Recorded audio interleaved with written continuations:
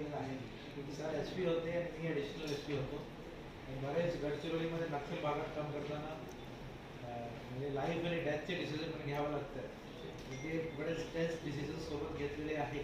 त्यामुळे सगळ्यांचं मार्गदर्शन नेहमीच मला भेटले आहे.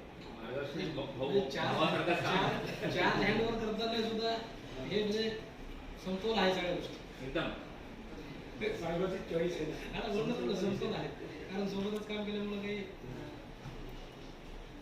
काही ब्रिफिंग वगैरे झालं कसं काय आहे काय काही थोडंफार झालं अर्ध झालं अर्धा आता या कार्यक्रमानंतर होईल.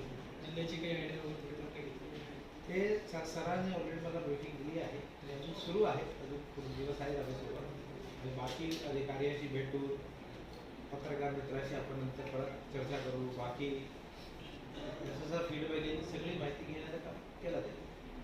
फर्स्ट प्रायोरिटी कशाला असणार कारण जिल्ह्यातला 5 महिन्याचा कार्यकाळ जो होता तो अत्यंत बेकार होता.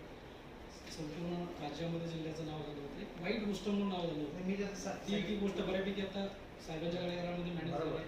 स्टील मी जसं बोललो कायदा सुव्यवस्था प्रमाणित राहायला पाहिजे. लोकांमध्ये जातीय सलोखा धार्मिक सलोखा कशा राहायला पाहिजे. तसेच त्याच्यानंतर जो आपला एक मुख्य भाग असतो की जर क्राईम आहे ते आपोआप लोक त्रसतात सामान्य नागरिक त्याच्यावर नक्कीच आपण काहीतरी त्याला कंट्रोल करतो.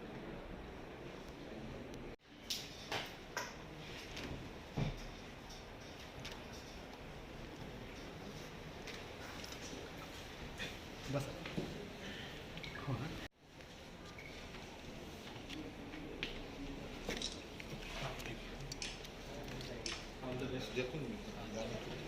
हां सर राज्याच्या पटलावरती जालना जिल्हा गेल्या काही महिन्यापासून असंवेदनशील आहे.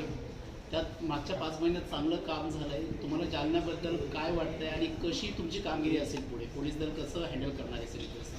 मला आजच्या दिवशी शासनाने एक जबाबदारी दिली आहे जालना जिल्ह्याचा पोलीस अधीक्षक म्हणून काम करण्याची. ती जबाबदारी नक्कीच मी पूर्ण प्रयत्नाने पार पाडू आणि जालना एक अतिशय शांत आणि शांतिप्रिय जिल्हा आहे.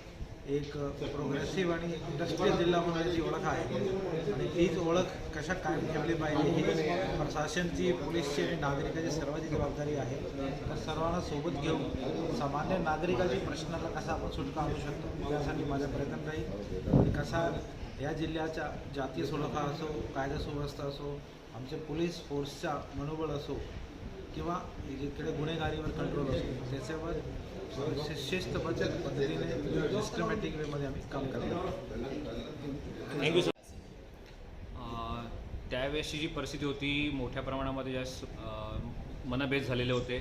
पोलिसांवरती एक रोषसुद्धा समाजाचा होता आणि अशा परिस्थितीमध्ये आमची फोर्ससुद्धा त्यावेळेस डिमोटिवेटेड होती. फोर्सला सुद्धा बऱ्याच आमच्या अधिकारी अंमलदारांना त्यावेळेस मारसुद्धा लागलेला होता. अशा परिस्थितीमध्ये फोर्सचं मोटिवेशन ठेवणं, समाजामध्ये जी अविश्वासाचं वातावरण होतं पोलीस दलाबद्दल होतं ते बिल्डअप करणं, मनभेद झाले होते ते दूर करणं, हे सर्व गोष्टींची प्रायोरिटी होती. आंदोलन मोठ्या स्वरूपात त्यावेळेस चालू होतं. आंदोलनाला ही परत पुढे हिंसक वळण लागू नये या दृष्टीनेसुद्धा काम करणं गरजेचं होतं. त्यामध्ये सर्व घटकांना एकत्र घेऊन काम करण्याचा प्रयत्न केला.